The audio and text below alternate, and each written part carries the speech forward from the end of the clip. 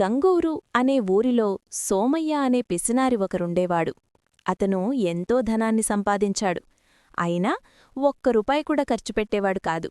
తన పెరట్లో ఒక గొయ్యిని తవ్వి తను కూడబెట్టిన డబ్బును బంగారం కొని ఆ బంగారమంతటినీ అందులో దాచుంచుకున్నాడు.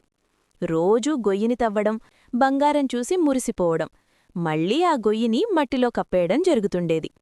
కొన్నేళ్లపాటు ఇదే అతని ముఖ్యమైన దినచర్యగా ఉండేది. అయితే ఏ రహస్యమైనా ఎంతకాలం తెలియకుండా ఉంటుంది? ఒకనాడు ఓ దొంగ సోమయ్య చేసే తతంగమంతా చూడనే చూశాడు.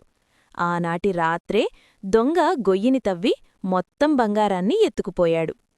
మరునాడు ఎప్పటిలాగే గొయ్యిని తవ్వి చూసుకున్న సోమయ్యకు గుండె ఆగినంత పనయ్యింది.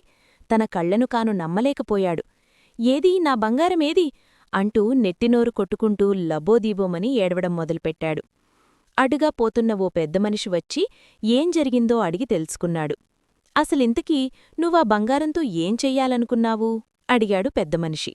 ఏమీ చెయ్యాలనుకోలేదు, కేవలం దాచుకుందామనుకున్నాను అని ఏడుస్తూ చెప్పాడు సోమయ్య. అలాగా, అయితే ఈ పెద్ద గులకరాయిని ఆ గోతిలో వేసి అదే బంగారం ముద్ద అనుకుని ఎప్పటిలాగే రోజూ వచ్చి ఈ గులకరాయిని చూసి నీ బంగారం ఎక్కడి పోలేదనుకుని వెళ్ళిపో అంటూ ఓ పెద్ద గులకరాయిని అందించి తన దారిన తాను వెళ్ళిపోయాడు పెద్దమనిషి. చేయునది లేక సోమయ్య ఇంటి ముఖం పట్టాడు. మీరింకా లైక్ అండ్ సబ్స్క్రైబ్ చేయలేదని